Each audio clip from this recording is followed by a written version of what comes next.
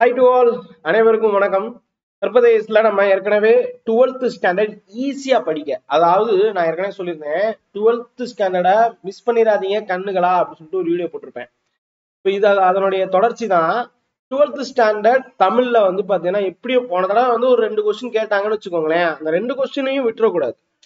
அதுக்காகத்தான் வந்து பாத்தீங்கன்னா நம்ம கொஞ்சம் ஃபாஸ்டா ரேபிட் குயிக் ரிவிஷன் மாதிரி நம்ம வந்து சொல்லிட்டு வர்றேன். ஸோ இப்போ ரெண்டாவது பாத்துடலாமா? போன தடவை வந்து எல்லா தகவலும் சொல்லிட்டேன். இயல் 1ல இருந்து உங்களுக்கு இயல் 4 வரைக்கும் இருக்கும். ஓகே, போன வீடியோல. ஸோ இப்ப வந்து பாத்தீங்கன்னா 5வதுல இருந்து, ஏன்னா மொத்தம் வந்து 8 இயல் இருக்கு. ஸோ 5வது இயல்ல இருந்து எதெல்லாம் ரொம்ப முக்கியம் அப்படின்னு சொல்லிட்டு இந்த பார்ட் 2ல நம்ம வந்து பார்க்கலாம். ஓகேங்களா? நான் போனதுலயே வந்து சொல்லிட்டேன் பார்ட் 2ல நம்ம பார்க்க போறோம் அப்படின்னு சொல்லிட்டு நான் வந்து உங்களுக்கு எழுதி கொடுத்துருக்கேன். ஓகேயா? ஸோ இப்ப பார்ட் 2 பார்க்க போறோம். ஸோ இப்ப பார்ட் 2ல ஃபர்ஸ்ட் எடுத்த உடனே நாடென்ப நாட்டின் தலை அப்படின்னு சொல்லிட்டு கொடுத்துருப்பாங்க. இதுல நாகரிகம், தொழில், வணிகம் இது சம்பந்தமா வந்து பாத்தீங்கன்னா ஒரு சில தகவல்கள் வந்து பாத்தீங்கன்னா கொடுத்துருப்பாங்க. சரியா? சோ இதுல உரைநடை அப்படின்னு சொல்லி பார்க்கும்போது மதராசப்பட்டினம். நல்லா கவனிங்க. மதராசப்பட்டினம் அப்படின்னு சொல்லும் போது சென்னையை பத்தியே வந்து பாத்தீங்கன்னா நிறைய கொஸ்டின்ஸ் வந்து கேட்க வாய்ப்பு இருக்கு. சென்னை எப்படி அப்படின்னு சொல்லிட்டு கொஸ்டின் கேட்கலாம். ரைட்டா? சோ அதனால வந்து பாத்தீங்கன்னா இதுல இருந்து ஒரு கொஸ்டின் வர்றதுக்கான வாய்ப்புகள் அதிகம் உண்டு. ஸோ தயவு செய்து வந்து பாத்தீங்கன்னா இந்த மதராசப்பட்டினத்தை படம் பார்த்திருப்பீங்க, இந்த பாடத்தையும் வந்து பாத்தீங்கன்னா ஒரு தடவை படிச்சிருங்க. ஓகேயா? மதராசப்பட்டினம் யார் எழுதுனது? சப்போஸ் கொஸ்டின் யார் எழுதுனதுலாம் இல்ல, இது தகவல் மட்டும் தான் வந்து பாத்தீங்கன்னா கொடுத்துருக்குறாங்க. நான் வந்து அந்த லெசனுக்குள்ளேயே வந்து பாத்தீங்கன்னா போயிடுறேன். மதராசப்பட்டினம் அப்படின்னு சொல்லும் போது இதுவும் நீங்க பார்க்கணும். மறைமலை அடிகளார் பத்தியும் கண்டிப்பா பார்க்கணும். நான் இங்க ஹைலைட் பண்ணி வச்சிருப்பேன் என்ன ஏதுன்னு சொல்லிட்டு நம்ம டீட்டெயில் கிளாஸ்ல பாத்திரலாம். ஸோ இப்போ இங்க மதராசப்பட்டினம் புனித ஜார்ஜ், சென்ட் ஜார்ஜ் கோட்டையுடைய ஓவியம் வந்து இங்க கொடுத்துருக்காங்க. ரொம்ப அழகா இருக்குல்ல? ஸோ இப்போ மதராசப்பட்டினம் அப்படின்னு சொல்லும் போது நல்லா கவனிச்சு பாருங்க, என்னென்ன கேட்பான்னு நான் சொல்லிட்டு வந்துடுறேன். ஓகேயா? ஸோ இப்போ சென்னை வந்து பாத்தீங்கன்னா வெறும் நகரம் மட்டும் கிடையாது, அது ஒரு நம்பிக்கை. காரணம் என்னன்னா நேரடி மற்றும் மறைமுக வேலைவாய்ப்பு வந்து பாத்தீங்கன்னா அதிகமா கொடுக்குது. அதுக்கப்புறம் சாப்ட்வேர், மென்பொருள், வன்பொருள் வாகன உற்பத்தியில வந்து பாத்தீங்கன்னா அதிக பங்கு கொண்டது. டெட்ராய்ட் ஆஃப் ஏசியா அப்படின்னு சொல்லுவாங்க. ஓகேங்களா? South Asia. மென்பொருள் ஏற்றுமதியில் முன்னிலையில் வந்து பாத்தீங்கன்னா இருக்கு. ஓகே, அதாவது பெங்களூர், அதுக்கப்புறம் வந்து நொய்டா, இந்த இதுக்கப்புறம் நொய்டா, ஹைதராபாத், இதுக்கப்புறம் வந்து பாத்தீங்கன்னா சென்னை தான். அந்த அளவுக்கு இந்தியாவில் பல பகுதிகளில இருந்து நெசவாளர்கள் சென்னையை நோக்கி வந்தாங்க அந்த காலத்துல. ஏன்னா கிழக்கிந்திய நிறுவனம் வந்து பாத்தீங்கன்னா அதனுடைய வணிகம் துணி சார்ந்தவையா அதிகமா இருந்ததுனால இது வந்து நடந்துச்சு. ஓகேயா? சோ இப்ப இங்க வந்து உங்களுக்கு இந்த மயிலாப்பூர் அதை பேஸ் பண்ணி ஒரு சில கொஸ்டின் கேட்பாங்க. ஓகே, தாலமி அப்படிங்கிற ஒருத்தர் வந்து பாத்தீங்கன்னா மல்லியர்பா.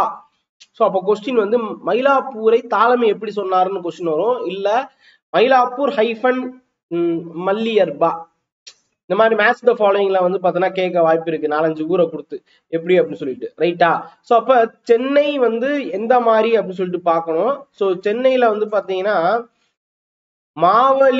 மாவலி உரச்செலவு அப்படின்னு ஒரு கவிதை வந்து பாத்தீங்கன்னா இருக்கு.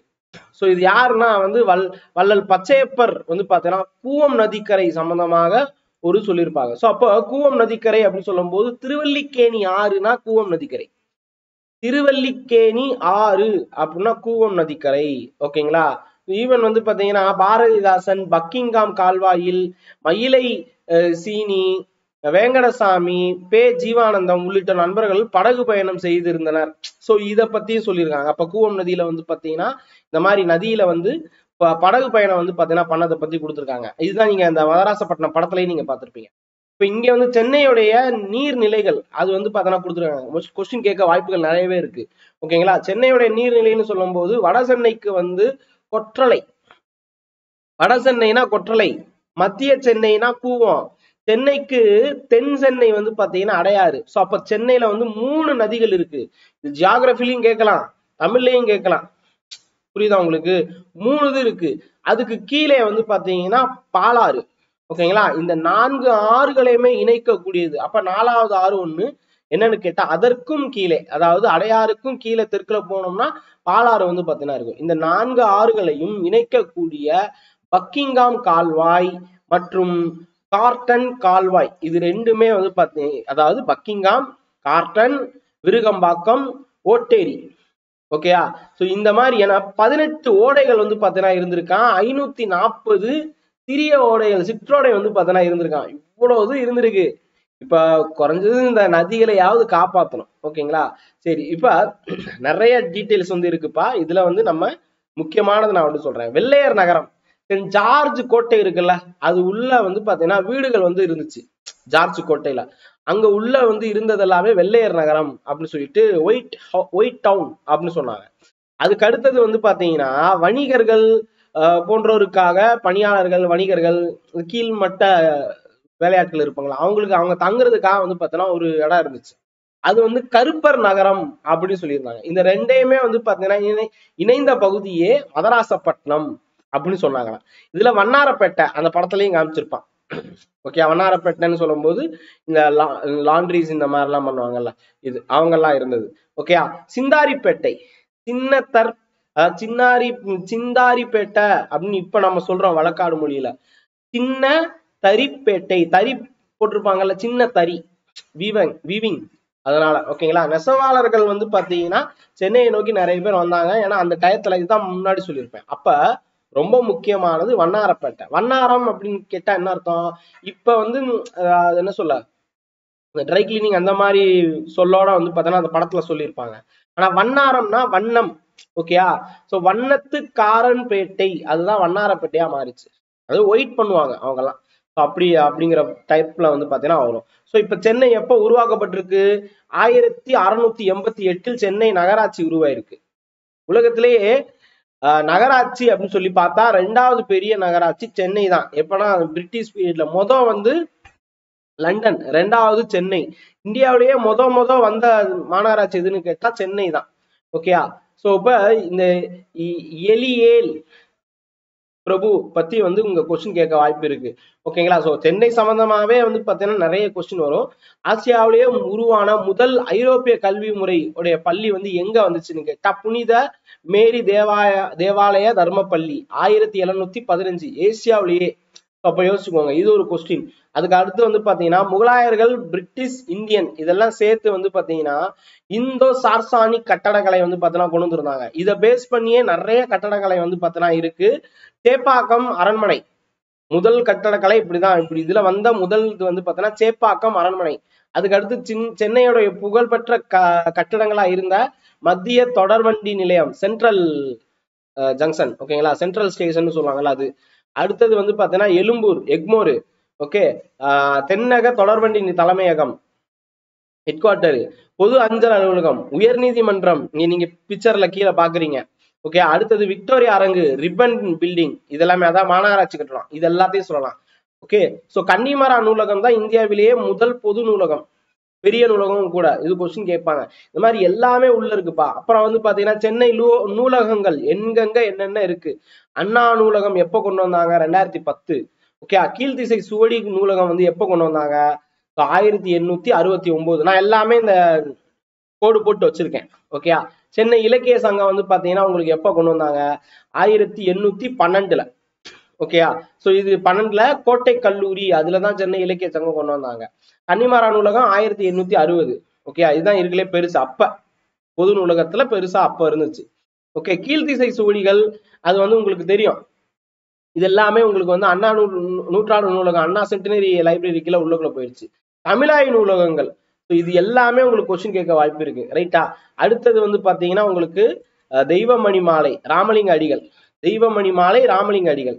ஓகே, சோ இதுல இருந்து ராமலிங்க அடிகளார் பற்றி ஒரு கொஸ்டின் நிச்சயமா கேட்பாங்க.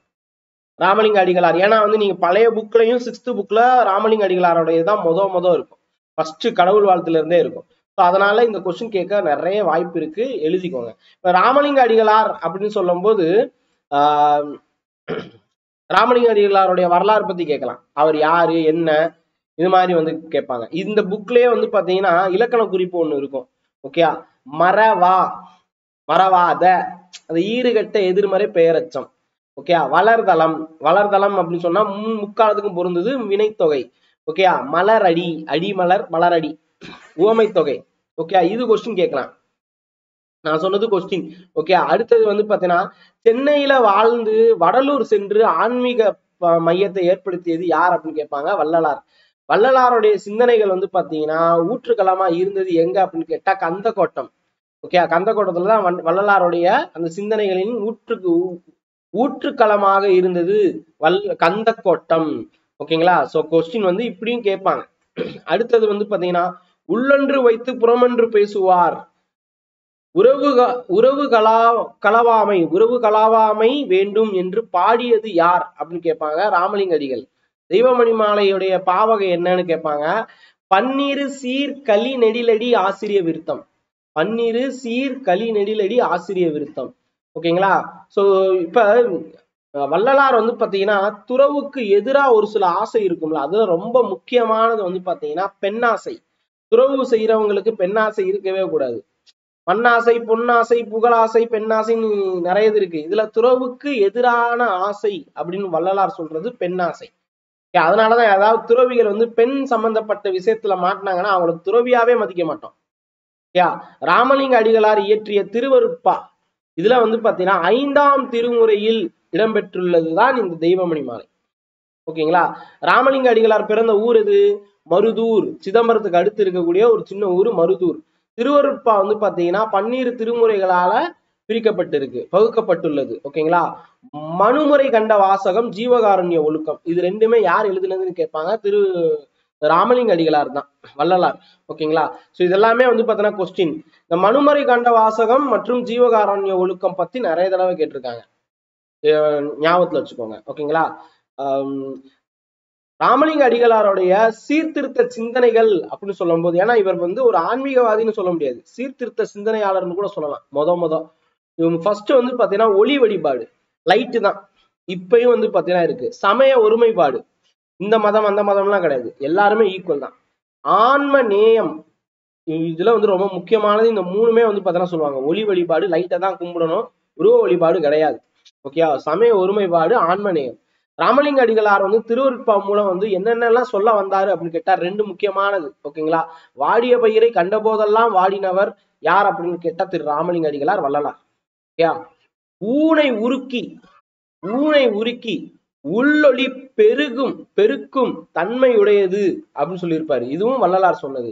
ஓகேயா. சோ இதெல்லாமே வந்து பார்த்தோன்னா ரொம்ப முக்கியமானது. திருவருட்பான்னு சொல்லும் போது இதுல வந்து 5818 58-18 பாடல்கள் வந்து பார்த்தோன்னா இருக்கும். வகை வந்து ஆசிரிய விருத்தம், மொத்தம் 6 திருமுறை இருக்கு. அதுல 5வது தான் தெய்வமணி மாலை. ராமலிங்க அடிகளார்னு சொல்லும் போது அவருடைய பெற்றோர் வந்து பாத்தீங்கன்னா ராமையா, சின்னம்மை. உடன் பிறந்தவர் வந்து பாத்தீங்கன்னா சபாபதி, பரசுராமர், உண்ணாமலை சுந்தராம்பாள். ஓகேங்களா. இவங்கெல்லாம் வந்து பாத்தீங்கன்னா சிப்லிங்ஸ், உடன் பிறந்தவர்கள். இவர் பிறந்தது வந்து பாத்தீங்கன்னா அக்டோபர் 5ஆம் தேதி 1823. ஊர் வந்து பாத்தீங்கன்னா சிதம்பரம் பக்கத்துல இருக்கக்கூடிய மருதூர். சிறப்பு வந்து பாத்தீங்கன்னா ஆன்மீகவாதின்னு சொல்லலாம், சத்திய ஞான சபையை நிறுவியவர் அப்படின்னு கூட சொல்லலாம். இவருடைய முழக்கம் வந்து பாத்தீங்கன்னா அருட்பெருஞ்சோதி தனிப்பெருங்கருணை அப்படின்னு சொல்லுவாங்க. அருட்பெருஞ்சோதி தனிப்பெருங்கருணை அப்படின்னு சொல்லுவாங்க. வாடிய பயிரை கண்ட போதெல்லாம் வாடினவர் யாருன்னு கேட்பாங்க, வள்ளலார். இவருடைய நூல்கள் வந்து பாத்தீங்கன்னா ஜீவகாருண்ய ஒழுக்கம், மனுமுறை கண்ட வாசகம். ரொம்ப ரொம்ப முக்கியமானது. நான் இப்ப சொன்னதெல்லாம் நீங்க ஞாபகத்துல வச்சுக்கோங்க, கண்டிப்பா கொஸ்டின் வரும். ஓகேயா. இப்ப இதுலயும் வந்து பாத்தீங்கன்னா சில திருக்குறளை மிக்ஸ் பண்ணி ஏதாவது ஒரு கொஸ்டின் கேட்க வாய்ப்புகள் உண்டு. அடுத்தது வந்து பாத்தீங்கன்னா இப்ப ஒரு ஃபர்ஸ்ட் பேஜ்லயே இது இவ்வளவும் வந்து இருக்குப்பா. ஓகேயா. அடுத்தது வந்து பாத்தீங்கன்னா தேவாரம், தேன் கூட்டல் ஆரம், இதுதான் தேவாரம். யாரு எழுதுனது? திருஞான சம்பந்தர். ஓகேங்களா. பக்தி இயக்கத்திலையும் வந்து பாத்தீங்கன்னா இது வரும், திருஞான சம்பந்தர். சோ இப்ப இதுல இருந்து என்னென்ன கொஸ்டின் எல்லாம் கேட்பாங்க அப்படின்னு கேட்டா, கலிவிழானா என்னன்னு கேட்பாங்க. கலிவிழானா என்ன, ஒளி விழானா என்ன? கலிவிழா, ஒளி விழா. ஓகேங்களா. திருமயிலையில் கொண்டாடப்படும் எழுச்சி மிக்க விழாதான் கலிவிழா. கபாலீஸ்வரம் அப்படின்னு சொல்லுவாங்கல்ல, கபாலீஸ்வரர் கோவில், கபாலீஸ்வரம் இறைவனுக்கு பூசையிட்டு பங்குனி உத்திரத்துல ஒரு விழா கொண்டாடுவாங்க, ஆரவார விழாவாக கொண்டாடுவாங்க, அதுதான் ஒளி விழா. ஓகேயா. சோ இப்ப இந்த பங்குனி உத்திரம்னா என்ன அப்படின்னு சொல்லிட்டு கொஸ்டின் கேட்க வாய்ப்புகள் கம்மி. ஓகேயா. சோ மாமயிலை அப்படின்னு சொல்லிட்டு ஒரு வார்த்தை இங்க வந்து இருக்கும், மாமயிலை அப்படின்னு சொல்லிட்டு. இப்போ மாமயிலைனா என்ன அப்படின்னு கேட்டா இங்க இருக்கு பாத்தீங்களா, மாமயிலை அப்படின்னு சொல்லி கொடுத்துருப்பாங்க. அது வந்து உரிச்சொற்றொடர், மா அப்படின்னு வருது இல்ல, உரிச்சொற்றொடர். இது ஒரு கேள்வி. ஓகேங்களா. பங்குனி உத்திர விழா வந்து பாத்தீங்கன்னா மயிலாப்பூர் இறைவனுக்கு கொண்டாடப்படும் விழா என்னன்னா பங்குனி உத்திர விழா. கொஸ்டின் வர்றதுக்கு வாய்ப்புகள் ரொம்ப கம்மி. இருந்தாலும் தெரிஞ்சுக்கோங்க. மயிலையில் வீட்டு இருக்கும் இறைவன் யாருன்னா கபாலீஸ்வரர், சிவன் தான், சிவபெருமான் தான். ஓகேங்களா? சோ தேவாரம் தந்த திருஞான சம்பந்தர் முத்துப்பல்லக்கில் செல்வது போன்ற காட்சிகள் வந்து பாத்தீங்கன்னா இருக்கும். அது அந்த ஓவியம் வந்து எங்க இருக்குன்னு கேட்பாங்க. திருவல்லிக்கேணி மணிக்கணும், திருநெல்வேலியில வந்து இருக்கு. திருநெல்வேலியில இருக்கு, திருவல்லிக்கேணியே வருது. திருநெல்வேலியில வந்து பாத்தீங்கன்னா இருக்கு. ஓகேங்களா? சோ இப்ப இவ்வளவுதான்ப்பா. இதெல்லாம் வந்து பாத்தீங்கன்னா நான் சொன்னதெல்லாம் கொஸ்டினா வரும். ஓகேங்களா? அதே மாதிரி சில விழாக்கள் ஐப்பசி மாசம், ஐப்பசி, கார்த்திகை, மார்கழி, மாசி, இந்த 4 மாசத்துல என்னென்ன திருவிழா வரும்னு கேட்பாங்க. ஐப்பசி வந்து பாத்தீங்கன்னா ஓணம், கார்த்திகை மாசம் அப்படின்னு சொல்லும் போது ஐயப்பனுக்கு போறது. ஓகே, சோ இந்த விளக்கு திருவிழா. மகர ஜோதி, கார்த்திகை மாசம் மகர ஜோதி, ஏன்னா நிறைய ஜோதி வந்து ஏத்துவாங்க. விளக்கு திருவிழா மார்கழி கார்த்திகை நாளே. மார்கழின்னு வந்துருச்சுனாலே அது வந்து திருவாதிரை, திருவாதிரை விழா. மாசி அப்படின்னு சொன்னா கடலாட்டு விழா. இதெல்லாமே வந்து பாத்தீங்கன்னா கொஸ்டின் கேட்பாங்க. நான் இப்ப சொன்னது எல்லாமே கேள்வி. ஓகே, திருஞான சம்பந்தர் பாடல்களை தொகுத்தது யாருன்னா நம்பி ஆண்டார் நம்பி. 12 திருமுறைகள்ல வந்து முதல் 3 திருமுறைகளை பாடியது யார் அப்படின்னு கேட்டா திருஞான சம்பந்தர். ஓகேயா? சம்பந்தர், அப்பர், சுந்தரர், இந்த 3 பேரையுமே வந்து பாத்தீங்கன்னா முதல் மூவர் அப்படின்னு கூட சொல்லுவாங்க. இந்த 3 பேர் பாடிய பாடல்களுடைய தொகுப்பு வந்து பாத்தீங்கன்னா தேவாரம்னு சொல்றாங்க. சம்பந்தர், திருஞான சம்பந்தர், அப்பர், ஓகேங்களா, நாவுக்கரசர் ஆகிய அப்பர், சுந்தரர், இந்த 3 பேர் பாடினத தேவாரம். பாடல்களுடைய தொகுப்பு 12 திருமுறைகள்ல வந்து பாத்தீங்கன்னா தேவாரம்னு சொல்லுவாங்க. 8ஆம் திருமுறையை பாடினது யாருன்னா மாணிக்கவாசகர். ஓகே, இப்படி இதெல்லாமே வந்து பாத்தீங்கன்னா உங்களுக்கு கொஸ்டின் கேட்க வாய்ப்புகள் உண்டு. ஓகே, இதை தாண்டி வந்து பாத்தீங்கன்னா திருமுறைகள் வந்து 12 தொகுத்தது வந்து பாத்தீங்கன்னா நம்பியாண்டார் நம்பி. ஓகே, சோ இது ஒரு கொஸ்டின். அந்த 12ல 3 திருஞான சம்பந்தருடையது. ஓகேங்களா? திருஞான சம்பந்தர் அவர் பிறந்த ஊர் எதுன்னு கேட்டா சீர்காழி. சீர்காழி 7ஆம் நூற்றாண்டை சார்ந்தவர். ஓகேங்களா? 63 நாயன்மார்கள்ல வந்து பாத்தீங்கன்னா முதல் வைத்தது யார் அப்படின்னு கேட்டா இவர் தான். முதல் 3 எழுதுனது யாருன்னா இவர் தான். தேவாரம்னா தேன் கூட்டல் ஆரம், தேவாரம். தே கூட்டல் வாரம் அப்படின்னு கூட சொல்லுவாங்க. தேவாரம் அப்படின்னு கேட்டா தே கூட்டல் ஆரம்னா பாமாலை அப்படின்னு அர்த்தம். இன்னொன்னு வந்து பாத்தீங்கன்னா பூமாலை அப்படின்னு சொல்லலாம். ஓகேங்களா? தேவாரத்துல மொத்த பாடல்கள் வந்து பாத்தீங்கன்னா 82, 27, 82, 8227 பாடல்கள் வந்து பாத்தீங்கன்னா இருக்கு. ஓகே, சோ இது எல்லாமே நான் சொல்லிட்டேன். திருப்பி திருப்பி திருப்பி திருப்பி கொஸ்டின் கேட்பாங்க, ஞாபகத்துல வச்சுக்கோங்க. மாசி மாசம் என்ன திருவிழா அப்படின்னு கேட்பாங்க. கடலாட்டு திருவிழா. பங்குனி வந்து பாத்தீங்கன்னா பங்குனி உத்திர விழா. தையில வந்து பாத்தீங்கன்னா தைப்பூச திருவிழா. மார்கழின்னு சொன்னா திருவாதிரை. கார்த்திகை அப்படின்னு சொன்னா விளக்கு, கார்த்திகை மாசம் மகர ஜோதி விளக்கு. ஐப்பசினா ஓணம், கேரளால ஓணம் பண்டிகை. ஓகே, இப்ப நான் சொன்னது எல்லாமே கொஸ்டின், ஞாபகத்துல வச்சுக்கோங்க. அடிக்கடி கேள்வி கேட்பாங்க. சரி, இப்ப அடுத்தது வந்து அகநானூறு. அகநானூறுன்னு சொல்லும் போது அம்மூவனார். சரிங்களா? அகநானூறு, அம்மூவனார். ஸோ இதுல வந்து பாத்தீங்கன்னா ஃபர்ஸ்ட் எடுத்தவொடனே புக் பேக்ல ஒரு கொஸ்டின் கொடுத்துருப்பாங்க. பிலியரி ஞமலி அப்படின்னு சொல்லிட்டு இருக்கும். புக்குக்கு பின்னாடி கடைசியில வந்து பாத்தீங்கன்னா கொடுத்துருப்பாங்க. இதை பேஸ் பண்ணி வந்து பாத்தீங்கன்னா ஒரு கொஸ்டின் இருக்கும். பிலியரி, நான் எழுதுறவா? பிலியரி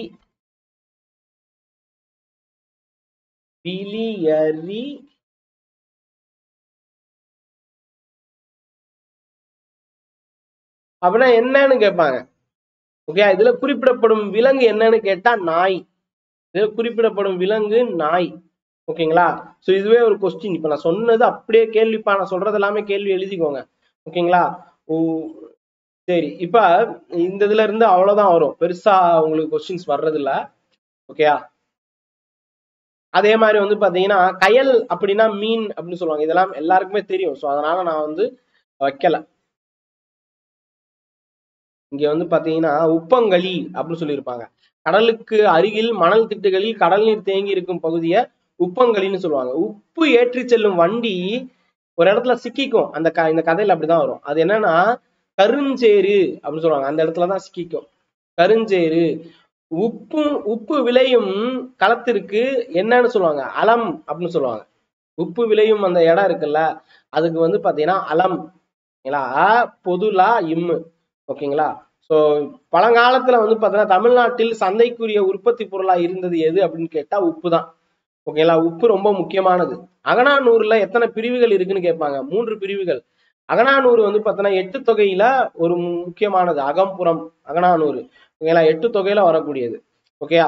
இப்ப அகநானூர்ல வந்து பாத்தீங்கன்னா நெய்தல் திணை அது சம்பந்தமாகத்தான் இங்க வந்து இருக்கும். முதற் பொருள், கருப்பொருள், உரிப்பொருளா வந்து பாத்தீங்கன்னா சில இது வச்சிருப்பாங்க. இதுல வந்து பாத்தீங்கன்னா முதற் பொருள் அப்படின்னு சொல்லும் போது கடலும் கடல் சார்ந்த இடமும், திணை வந்து பாத்தீங்கன்னா நெய்தல். 6 பெரும்பொழுது இருக்கு. சிறுபொழுது வந்து பாத்தீங்கன்னா ஏற்பாடு. இதனுடைய தெய்வம் வந்து வருணன். கடல்னு சொல்ற வருணன். மக்கள் வந்து பாத்தீங்கன்னா பரதன், பரதியர்.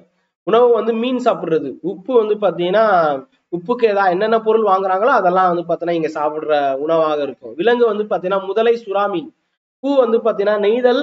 அதுக்கப்புறம் வந்து பாத்தீங்கன்னா தாளப்பூ. ஓகேயா. மரம் வந்து பாத்தீங்கன்னா புன்னை மரம். ஓகேயா. பறவை வந்து பாத்தீங்கன்னா கடற்காகம். ஓகேயா. ஊர் வந்து பட்டினம் பாக்கம்னு சொல்லுவாங்க. யாழ் வந்து பாத்தீங்கன்னா விலரி யாழ். பண் வந்து பாத்தீங்கன்னா செவ்வழிப்பண். தொழில் வந்து மீன் பிடிக்கிறது, உப்பு இது பண்றது. ஓகேயா. சோ இதெல்லாம் பறை வந்து மீன் கோட்பறை. இதெல்லாம் வந்து பாத்தீங்கன்னா கொஸ்டின் கேட்பாங்க. ஓகே. உரிப்பொருள் வந்து பாத்தீங்கன்னா இரங்கலும் இரங்கல் நிமித்தமும் இது வந்து சொல்லுவாங்க. இது எல்லாமே வந்து பாத்தீங்கன்னா உங்களுக்கு கொஸ்டினா கேட்கக்கூடும். ஓகே. அவ்வளவுதான். வேற இதுக்கு அடுத்து வந்து பாத்தீங்கன்னா தலைக்குளம் அப்படின்னு சொல்லி கொடுத்திருப்பாங்க. தோப்பில் முகமது மீரான் எழுதியது. இது வந்து முக்கியமா அப்படின்னு சொல்லி கேட்டா நீங்க வந்து இது வந்து விரிவாரம் கீழே வந்து கொடுத்துருக்காங்கப்பா. ஓகேயா. சோ இது வந்து ஒரு துணைப்பாடம். தலைக்குளம் அப்படின்னு சொல்றது ஒரு துணைப்பாடம். ஸோ அதனால வந்து ஜஸ்ட் தெரிஞ்சுக்கோங்க யார் எழுதுனா அப்படின்னு சொல்லி தெரிஞ்சுக்கோங்க. தலைக்குளம் வந்து தோப்பில் முகமது மீரான் வந்து எழுதுனது. அவ்வளவுதான். வேற எதுவும் பெருசா வராது உள்ளுக்குள்ள. சரியா. இப்ப தலைக்குளத்தோடைய ஆசிரியர் யாருன்னு கேட்பாங்க. இந்த கதை வந்து இடம்பெற்றுள்ள சிறுகதை தொகுப்பு என்னன்னு கேட்பாங்க. ஒரு குட்டித்தீவின் வரைபடம். அதுதான் ஒரு குட்டித்தீவின் வரைபடம் அப்படிங்கிறதுல இருந்துதான் இது வருது. ஓகேயா. தோப்பில் முகமது மீரான் சம்பந்தமான கேள்வி அப்படின்னு சொல்லும் போது அவர் எந்த ஊரை சேர்ந்தவர்? தேங்காய்பட்டினம்னு சொல்லுவாங்க. கன்னியாகுமரியில தேங்காய்பட்டினத்துல 1947 தான் இவர் பிறந்திருப்பாரு. நூல்வெளியில வந்து பாத்தீங்கன்னா பின்னாடி கொடுத்திருப்பாங்க. ஓகே. அங்க வந்து பாத்தீங்கன்னா இங்க பாருங்க, அங்க பேசக்கூடிய வார்த்தை ஓகேங்களா, உம்மானா அம்மான்னு அர்த்தம், வாப்பா, இந்த மாதிரி எல்லாம் கொஸ்டின்ஸ் வந்து மோஸ்ட்லி வராது. பட் ஒரு தடவை படிச்சிருங்க. ஓகே. உப்பா அப்படின்னா தாத்தா, இதெல்லாம் கேட்க மாட்டாங்க. ஓகேயா. ஏன்னா ஒரு சமூகம் சார்ந்து இருக்கிறதுனால கேட்கறது கொஞ்சம் கம்மி. வட்டார வழக்கு அப்படின்னு சொல்லி கொடுத்துருப்பாங்க. இது என்ன அந்த இடத்துல மட்டும் பேசக்கூடியது. ஓகேயா. சரி. இப்ப இங்க பாருங்க, தோப்பில் முகமது மீரான் எழுதிய இது வந்து பாத்தீங்கன்னா தலைக்குளம் வந்து பாத்தீங்கன்னா ஒரு குட்டித்தீவின் வரைபடம் அப்படிங்கிறதுல இருந்து எடுத்தது. ஓகேங்களா. ஸோ இவர் எந்த ஊரை சார்ந்தவர்? தேங்காய்பட்டினம். தமிழ் மலையாளம் ரெண்டையுமே வந்து பாத்தீங்கன்னா இது பண்ணுவாரு. புதினம், சிறுகதை இது எல்லாத்தையும் வந்து பாத்தீங்கன்னா எழுதுவாரு. சாய்வு நாற்காலி அப்படிங்கிற அந்த ஒரு இதுக்காக வந்து பாத்தீங்கன்னா புதினத்துக்காக வந்து பாத்தீங்கன்னா சாகித்ய அகாடமி அவார்டு வந்து 1997 இவருக்கு வந்து கிடைக்குது. 1997 இவருக்கு சாகித்ய அகாடமி அவார்டு வந்து சாய்வு நாற்காலி. ஓகேயா. துறைமுகம், கூன்தோப்பு இந்த படைப்புகள் வந்து பாத்தீங்கன்னா தமிழக அரசின் விருது பெற்றுள்ள படைப்புகள். ஓகேங்களா. ஸோ கொஸ்டின் கேட்பாங்க, அடிக்கடி கேட்கறாங்க. துறைமுகம். ஓகே. அடுத்தது வந்து பாத்தீங்கன்னா நான் அந்த படிமம் அப்படின்னு சொல்லிட்டு இங்க ஒண்ணு, இதுலதான் நான் வந்து இதுக்கு முன்னாடி 11th ஸ்டாண்டர்ட்ல வந்து ஒரு கொஸ்டின் கேட்டிருப்பேன். ஓகே. ஸோ அது என்ன அப்படின்னு சொல்லி கேட்டா, இந்த எருமையை வச்சு ஒரு ஒரு பாட்டு, வெயில் மலைக்கு சொரணையற்ற எருமை அப்படின்னு சொல்லிட்டு ஒரு பாட்டு வந்து பாத்தீங்கன்னா இருக்கும். அது வந்து அப்படியே கொடுத்துருப்பேன். பிக்சரும் வந்து பாத்தீங்கன்னா உங்களுக்கு கொடுத்துருப்பேன். ஓகே. நீங்க பாத்தீங்கன்னா தம்ப்நெயில்ல வந்து பிக்சர் வந்து இருக்கும். இங்க பாத்தீங்கன்னா இருக்கு பாருங்க. யார் எழுதுனது அப்படின்னு சொல்லிட்டு டெலிகிராம்ல கொஸ்டின் கேட்டேன். ஒரே ஒரு நண்பர் வந்து ஆன்சர் பண்ணியிருந்தாரு. தேவதேவன் அப்படிங்கிறவரு எழுதியிருக்காரு அப்படின்னு சொல்லிட்டு ஒரே ஒரு ஸ்டூடெண்ட் மட்டும் ஆன்சர் பண்ணியிருக்கிறாங்க.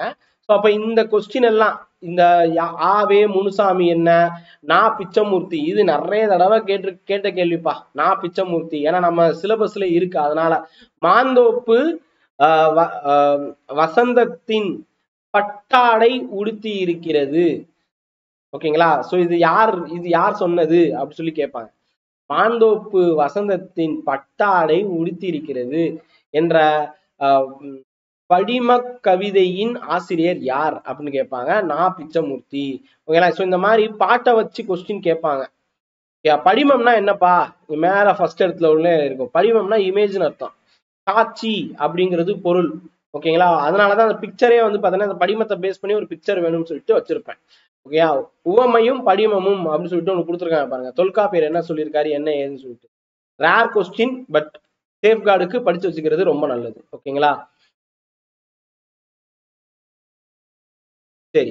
இப்ப இங்க வந்து படிமத்தை பேஸ் பண்ணி இலக்கண தேர்ச்சிக்கொள் அப்படின்னு சொல்லிட்டு ஒரு சில கொஸ்டின்ஸ் கொடுத்துருக்காங்க.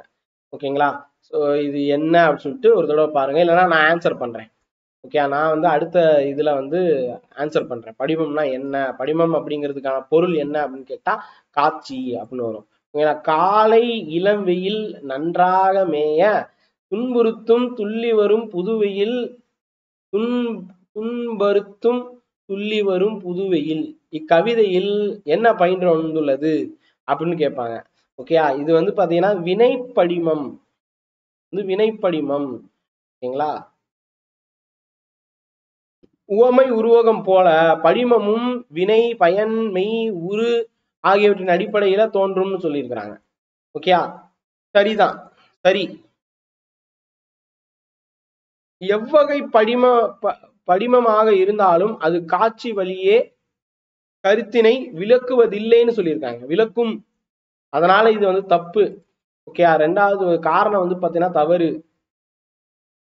மெய்ப்படித்திற்குரிய பாடலை தேர்வு செய்க அப்படின்னு சொல்லி கொடுத்துருக்காங்க.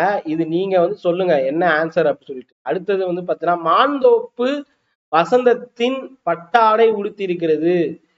இது வந்து எழுதுனது யாரு? சோ இப்பதான் வந்து பார்த்தோம் கொஞ்ச நேரம் முன்னாடி. மாந்தோப்பு வந்து பாத்தீங்கன்னா பட்டாடை உடுத்திருக்கிறது. ஓகே, சோ இப்ப நீங்க புக்ல இங்கெல்லாம் வந்து பாத்தீங்கன்னா இருக்கும். பிச்சமூர்த்தி. ஓகே, இதுல வந்து என்ன கொஸ்டின் கேக்குறாங்க, இதுல வந்து எவ்வகை படிவம் வெளிப்படுத்திருக்கிறது அப்படின்னு சொல்லி கேட்பாங்க. ஓகே, சோ இந்த பாடல்ல வந்து பாத்தீங்கன்னா வடிவ படிவம் அப்படின்னு சொல்லலாம், மெய்ப்படிவம்னு சொல்லலாம். இங்க பாத்தீங்கன்னா கீழே கொடுத்துருப்பாங்க, இருப்பதை படிவம் உணர்த்துகிறது. இது வந்து பாத்தீங்கன்னா என்ன சொல்றாங்கன்னா பூக்களும்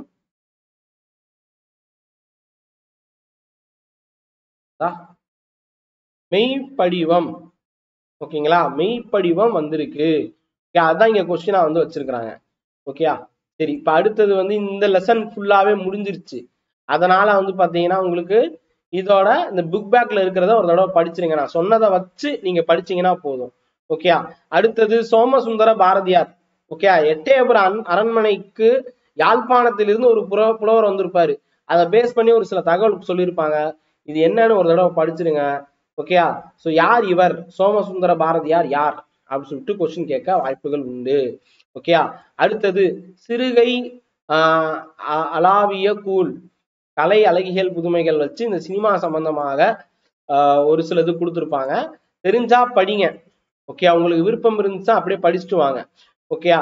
சோ இல்லைன்னா விட்டுருங்க. சின்ன சின்னதா அங்கங்க ஏதாவது ஒரு சில கொஸ்டின்ஸ் ரேரா கேட்க வாய்ப்பு இருக்கு. ஓகேயா? ஃபுல்லாமே படிச்சேன். இந்த படம் நீங்க பாத்திருக்கீங்களா? தி கிரேட் டிக்டேட்டர்னு ஒரு படம் அருமையா இருக்கும். இல்ல இப்ப புதுசா வந்து பாத்தீங்கன்னா வெறும் டிக்டேட்டர்னு ஒரு படம் வந்துருச்சு. டிக்டேட்டர் த டிக்டேட்டர்னு ஒரு படம் இங்கிலீஷ்ல இருக்கும். அதுவும் நல்லா இருக்கும் படம். இந்த திரைப்படமும் சார்லி சாப்ளின் வந்து பாத்தீங்கன்னா ஹிட்லரை மையமா வச்சு சொல்லியிருப்பாரு. ஹிட்லர் வந்து உலகத்தையே தன் கட்டுப்பாட்டுல வச்சதாக ஒரு திரைப்படம் இருக்கும். பிடிக்கும் திரைப்படம், அதுவும் உலகளாவிய திரைப்படங்கள் பிடிக்கும்னா பாருங்க, இல்லைன்னா விட்டுருங்க. ஓகேங்களா? திரைமொழி குறித்த இப்பாடத்துல வந்து பாத்தீங்கன்னா திரு அஜயன் பாலா அவருடைய கட்டுரை அடிப்படையில வந்து பாத்தீங்கன்னா சட்டமாக கொண்டு ஜாதா செலியன் அம்சன் குமார் இவங்கெல்லாம் வந்து பாத்தீங்கன்னா ஒரு சிலதா பண்ணியிருக்காரு. அதை பத்தி தான் இங்க கொடுத்துருக்காங்க, வேற எதுவும் இல்லை. சரி, அடுத்தது கவிதைகள் அப்படின்னு சொல்லிட்டு நகுலன் வந்து பாத்தீங்கன்னா எழுதுனது கவிதைகள். ஓகே, சோ இப்ப இதை பேஸ் பண்ணி கொஸ்டின் கேட்க வாய்ப்பு இருக்கு. 3 விஷயம் சொல்றேன், இந்த சினிமா சம்பந்தமாக 3 விஷயம் சொல்றேன், அது மட்டும் எழுதிக்கோங்க. நிறைய தடவை கேட்கிறாங்க. ஓகே, தாமஸ் ஆல்வா எடிசன் வந்து படப்பிடிப்பு கருவியை உருவாக்கியது யாருன்னா தாமஸ் ஆல்வா எடிசன். ஓகேங்களா? சோ திரைப்படத்துறையுடைய இதுலயே ரொம்ப முக்கியமானவர் தான் தாமஸ் ஆல்வா எடிசன். அதுல கொஞ்சம் அடுத்த லெவல்ல ஓகேயா லூமியர்ஸ் பிரதர்னு சொல்லுவாங்க.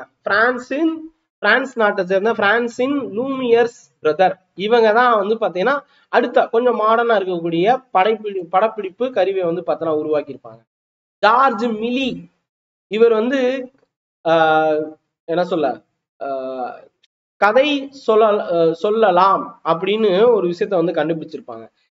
அடுத்தது திரைக்கதை சம்பந்தமாக சிலது இருக்கும். இப்ப 3D இதெல்லாம் வந்து பாத்தீங்கன்னா இருக்கும். கொஸ்டின் கேட்க மாட்டாங்க. இப்ப நான் சொன்னது மட்டும் எழுதிக்கோங்க போதும். இதை தாண்டி கொஸ்டின் இருந்துச்சுன்னா நீங்க கமெண்ட் பண்ணுங்க. ஓகேயா? சோ கமெண்ட் பண்ணுங்க, நம்ம பாத்துக்கலாம். சினிமா சம்பந்தம் நிறைய வராதுப்பா. ஓகேயா?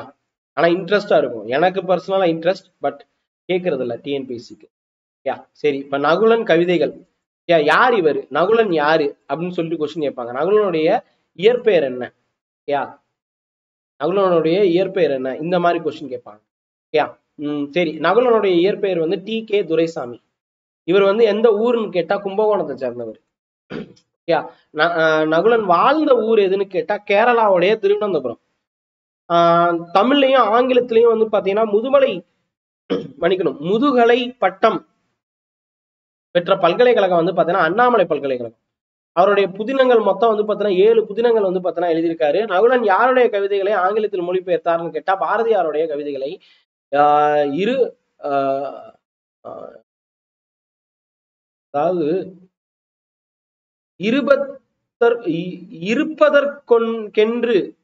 இருப்பதற்கென்றுதான் வாழ்கிறோம் அப்படின்னு சொல்லிட்டு ஒரு கவிதை வரும். அது எழுதுனது யாருன்னா நகுலன் உள்ள இருக்கும்.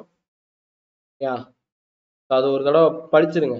அது ஒரு தடவை படிச்சிருங்க. நகுலன் பற்றிய குறிப்புகள் பெருசா கேட்டதில்லை, பட் இந்த தடவை கேட்கறதுக்கான வாய்ப்புகள் உண்டு. யா சரி, நம்ம அடுத்த கொஸ்டினுக்கு போயிடலாமா? இங்க பாருங்க, சிலப்பதிகாரம். இது தனி ஒரு வீடியோவாவே வந்திருக்கு. சிலப்பதிகாரத்துல என்ன ஏது எல்லாமே நான் ஒரு வீடியோவாவே கொடுத்துருக்கேன், புகார் காண்டம் சம்பந்தமாக.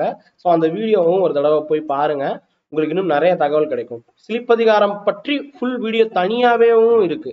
ஸோ அதனால இப்ப நான் இங்க வந்து இதை ஸ்கிப் பண்றேன். ஓகேயா? அடுத்தது இங்க பாத்தீங்கன்னா வந்து மெய்ப்பாட்டியல்னு கொடுத்துருப்பாங்க. தொல்காப்பியர் மெய்ப்பாட்டியல். எண் வகை மெய்ப்பாடுகள் அப்படின்னு சொல்லுவாங்க. 8 வகையா இருக்கும். ஒண்ணு சிரிப்பு, அப்புறம் அழுகை, இளிவரல் சிறுமைன்னு சொல்லுவாங்க, அச்சம், சினம், வெகுளி இல்லைன்னா சினம், வியப்பு, பெருமை, மகிழ்ச்சி, இதெல்லாம் வந்து பாத்தீங்கன்னா 8 வகையான மெய்ப்பாடுகள். ஓகேயா? இது தொல்காப்பியர் சொன்னது. இதுவே ஒரு கொஸ்டினா வரும். ஓகே, இது எழுதிக்கோங்க. அடுத்தது 8 அப்படின்னு எத்தனை வகையான மெய்ப்பாடுகள்னு கேட்பாங்க. 8 வகையான மெய்ப்பாடுகள். ஓகேயா? சரி, இது போதும், அவ்வளவுதான். பெருசாலாம் கொஸ்டின்ஸ் வந்து இதுல இருந்து வராது. அடுத்தது வந்து பாத்தீங்கன்னா நடிகர் திலகம். ஓகேங்களா? யாருன்னு உங்களுக்கு தெரியும், என்னோட ஃபேவரட்டான ஒரு ஆக்டர். இவரை பத்தி வந்து பாத்தீங்கன்னா யார் எழுதுனாங்க அப்படின்னு கேட்டா பாலச்சந்திரன் துள்ளிக்காடு அப்படிங்கிறவர் வந்து பாத்தீங்கன்னா எழுதியிருப்பாரு. இது ஒரு துணை பாடம். ஸோ அதனால வந்து ஒரு தடவை ஒன் டைம் ரீட் விட்டுக்கலாம். என்னென்ன வந்துச்சு, இவருடைய சாதனைகள் என்ன, எல்லாமே இருக்கும். இங்க பாத்தீங்கன்னா வந்து வீரபாண்டிய கட்டபொம்மன் கடவுள்னு நினைச்சு கண்ணை மூடினாலே வந்து பாத்தீங்கன்னா இவர் தான் வர்றாரு. ஓகேங்களா? கர்ணன் அப்படின்னு நினைச்சா அவர் தான் வர்றாரு. இது வந்து பாத்தீங்கன்னா அப்பர்ப்பா, திருநாவுக்கரசருடைய வேடம் இது. சத்ரபதி சிவாஜி, ஓகேங்களா, கப்பலோட்டிய தமிழர் வஉசி, பாரதி, ஓகேங்களா. இது வந்து பாத்தீங்கன்னா போலீஸ் இன்ஸ்பெக்டர், உங்களுக்கே தெரியும், தங்கப்பதக்கம் அப்படிங்கிற படத்துல இருந்து. இவ்வளவு கதாபாத்திரம் எப்படின்னு பாத்துக்கோங்க. கர்ணன் பார்த்தா கூட உங்களுக்கு வந்து அப்படியே கண்ணு முன்னாடி வந்து நிப்பாரு. அந்த அளவுக்கு ஒரு சிறப்பான ஒரு நடிகர் இவர். இந்த நீங்க ஒண்ணும் இல்ல, இந்த பக்தி இயக்கத்துல திருஞான சம்பந்தர் திருநாவுக்கரசர் பத்தி படிக்கணுமா, திருவருட்செல்வர்னு ஒரு படம் இங்க இருக்கு. இந்த படம், இந்த பிக்சர் பாத்தீங்கன்னு வச்சுக்கோங்க, இதேதான். இத பாத்தீங்கன்னா போதும், நிறைய கொஸ்டின் அடிச்சிடலாம். ஓகேயா? சோ அவ்வளவு விஷயம் இருக்கு. 3 மணி நேரம் போகும். அதே மாதிரி வாவு சிதம்பரனார், ஏன் வாஞ்சிநாதனுடைய அந்த ஜெனரல் ஆஷ் படுகொலை, இது சம்பந்தமாக, வாவேசு ஐயர் சம்பந்தமாக, சிவன் சம்பந்தமான தகவல், இதெல்லாம் வந்து பார்த்தோன்னா கப்பலோட்டிய தமிழர்னு ஒரு திரைப்படம் இருக்கு, அதை பாருங்க போதும். ஓகேயா? சோ இப்ப அவ்வளவும் வேண்டாம், பட் ஜஸ்ட் தெரிஞ்சுக்கோங்க. சிவாஜி கணேசன் பெற்ற விருதுகள். ஆப்பிரிக்காவுல சேர்ந்த ஆசிய திரைப்பட விழாவுல கெய்ரோல நடந்திருக்கு. இதுல சிறந்த நடிகருக்கான விருது வந்து வாங்கியிருக்காரு. கலைமாமணி விருது தமிழக அரசு கொடுக்கிறது. Okay, Padma Shri, Padma Bhushan, chevalier, French அரசாங்கம் கொடுக்கக்கூடிய செவாலியர், தாதா சாஹிப் பால்கே, இந்திய அரசாங்கத்தின் உயரிய விருது, திரைப்படத்துறைக்காக உயரிய விருது தாதா சாஹிப் பால்கே, இது எல்லாமே வாங்கியிருக்கிறாரு. இவர் வாங்காதது இல்லைன்னு சொல்லலாம். அந்த அளவுக்கு இவரை பத்தி சொன்னா நிறைய சொல்லிட்டு போலாம். அவ்வளவு பெரிய ஒரு கலைஞர். ஓகேயா? சரி, அடுத்தது காப்பிய இலக்கணம் அப்படின்னு சொல்லிட்டு இங்க கொடுத்துருப்பாங்க. காப்பிய இலக்கணம் அப்படின்னு சொல்லும் போது இதுல இருந்து கொஸ்டின் வருமா அப்படின்னு கேட்டா, ஐம்பெருங்காப்பியம் என்னும் சொற்றொடரை தம் உரையில் குறிப்பிட்டவர் யார் அப்படின்னு கேட்பாங்க. ஐம்பெருங்காப்பியம் அப்படிங்கிற சொற்றொடரை உருவாக்குனது யாருன்னா மயிலைநாதர். ஓகேங்களா? இந்த இதுல இருந்து. ஓகே, அடுத்தது வந்து பாத்தீங்கன்னா இந்த பாவகை வச்சு விருத்தப்பா, ஆசிரியப்பா, கலிவெண்பா, அது பேஸ் பண்ணி இருக்கக்கூடிய இலக்கியம் வச்சு கேட்பாங்க. இப்ப ஆசிரியப்பானா அகநானூறு, கலிவெண்பானா தூது, குறள் வெண்பானா திருக்குறள். இந்த மாதிரி உங்களுக்கு வந்து கொஸ்டின் கேட்க வாய்ப்புகள் இருக்கு. ஐம்பெருங்காப்பியம்னா எல்லாருக்குமே தெரியும். சிலப்பதிகாரம், மணிமேகலை, வளையாபதி, குண்டலகேசி, சீவக சிந்தாமணி. ஓகேங்களா. சிறு காப்பியம்னா நீலகேசி, சூளாமணி, ஓகே, உதயகுமார காவியம், யசோதர காவியம், நாககுமார காவியம். 3 காவியம் வரும். உதய, யசோதா, நாகம். உதயநிதி. உதயம் வந்து பாத்தீங்கன்னா யசோதா கிட்ட நாகத்தை கேட்டாங்களாம், இல்ல நாகம் கொத்திருச்சான், இப்படி வச்சுக்கோங்க. நீலகேசி, சூளாமணி, இதெல்லாம் வந்து பாத்தீங்கன்னா ஐஞ்சிறு காப்பியம். காப்பியத்தை குறிக்கும் பிற சொற்கள் என்னென்னு கொஸ்டின் கேட்க வாய்ப்பு இருக்குப்பா. ஓகேயா. அகலக்கவி அப்படின்னு கூட சொல்லுவாங்க. இத அகலக்கவி என்பது எதை குறிக்கக்கூடியது? காப்பியத்தை குறிக்கக்கூடியது. ஓகேயா. சோ இது எல்லாமே வந்து பாத்தீங்கன்னா கொஸ்டின்ஸா வரும், எழுதி வச்சுக்கணும். இப்ப சொன்னது அப்படியே நீங்க கேட்டீங்கன்னா எக்ஸாம்ல போய் எழுதிடலாம். கேட்டாலே போதும், எக்ஸாம்ல போய் எழுதலாம், மார்க் வாங்கலாம். ஓகேயா. சரி, இப்ப அடுத்தது வந்து பாத்தீங்கன்னா இந்த இதுல இங்க பாருங்க, இது எல்லாமே கொஸ்டின். ஓகேங்களா. பாரதியார் பாஞ்சாலி சபதம் குயில் பாட்டு, அதாவது 20ஆம் நூற்றாண்டின் காப்பியங்கள் அப்படின்னு சொல்லி கொடுத்துருங்க. பாரதிதாசன்னா என்ன என்ன ஓகேங்களா. கவிமணி தேசிய விநாயகம் பிள்ளை வந்து பாத்தீங்கன்னா மருமக்கள் வழி மான்மியம்னு எழுதியிருப்பாரு. கண்ணதாசன் வந்து ஆட்டனத்தி ஆதிமந்தி, நிறைய தடவை கேட்ட கொஸ்டின், கண்ணதாசனுடையது. மாங்கனி யாருடையது? இயேசு காவியம் யாருடையது? கண்ணதாசன்.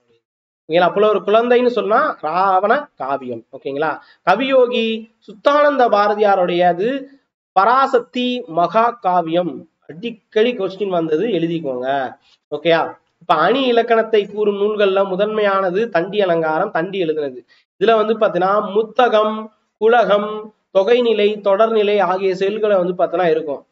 இந்நூலு இந்நான்கு நூல் தொடர்நிலை வகை வந்து பாத்தீங்கன்னா காப்பியத்தை குறிக்கக்கூடியது. இது வந்து ஒரு கொஸ்டின். அதே மாதிரி விருத்தம் அப்படிங்கிறது ஒரே வகை செயல்ல அமைந்தது என்ன அப்படின்னு கேட்டா சிந்தாமணி, சீவக சிந்தாமணி, கம்பராமாயணம். ஓகே. விருத்தம் என்னும் ஒரே வகை செயலில் அமைந்தவை சீவக சிந்தாமணியும் கம்பராமாயணமும்.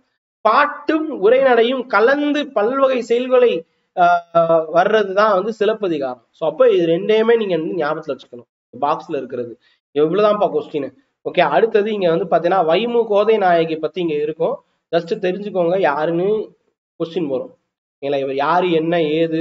ஓகே. ஏக அரசி, அதே மாதிரி வந்து நாவல் ராணி, நாவல் ராணி அப்படின்னு சொல்லிட்டு யார சொல்றாங்க? ஓகேயா. சோ இந்த மாதிரி கொஸ்டின் வந்து கேட்பாங்க. ஓகே. நாகராணி இதெல்லாம் வந்து பாத்தீங்கன்னா அவங்களுடைய ஃப்ரெண்ட்ஸே அழைத்தது இப்படிதான் அழைப்பாங்க. நாவல் ராணி, கதா மோகினி, ஏக அரசி, இந்த மாதிரி எல்லாம் வந்து பாத்தீங்கன்னா கொஸ்டின் கேட்பாங்க. அதே மாதிரி ஜெகன் மோகினி என்ற இதழை வந்து பாத்தீங்கன்னா நடத்தியது யாருன்னு கேட்பாங்க, கோதை நாயகி. ஓகேங்களா. தபால் வினோதம் குறுநாவலில் இருந்து இதெல்லாம் வந்து எடுத்து சொல்லியிருக்கிறாங்க. ஓகேங்களா. சோ இது கொஸ்டின் கேட்க வாய்ப்புகள் உண்டு. அடுத்தது வந்து பாருங்க, இங்க ஒரு பாட்டு வந்து கொடுத்திருப்பாங்க. ஓகே. பாரதிதாசனுடைய இது. ஓகேங்களா. அந்தி இருளாய் கருகும் உலகு கண்டேன் அப்படின்னு சொல்லிட்டு ஒரு பாட்டு. ஓகேயா. அந்தி இருளார் கருகும் உலகு கண்டேன், அவ்வாறே வான் கண்டேன், திசைகள் கண்டேன், இப்படி கண்டேன் கண்டேன் கண்டேன் அப்படின்னு வந்துச்சுன்னா அது பாரதிதாசன். ஓகேங்களா. ஜஸ்ட் ஞாபகத்துல வச்சுக்கோங்க, கொஸ்டின் கேட்க வாய்ப்புகள் உண்டு. ஓகேங்களா. அடுத்தது திருக்குறள். திருக்குறள் பத்தி நம்ம நிறைய தடவை பார்த்தாச்சு. ஓகேங்களா. நிறைய திருக்குறள் பத்தி தனியாவே நம்ம வந்து கொஸ்டின் வந்து வீடியோ எல்லாம் போட்டிருக்கோம். அதனால இதையும் நான் வந்து இங்க ஸ்கிப் பண்றேன். இதுலயும் நிறைய கொஸ்டின் வர்றதுக்கு வாய்ப்பு இருக்குப்பா திருக்குறள்ல இருந்து. ஈவன் ஜிஎஸ்ல கூட கேட்பாங்க. நீங்க குரூப் 1 படிக்கிறீங்கன்னா அதுலயும் வரும். ஓகேங்களா.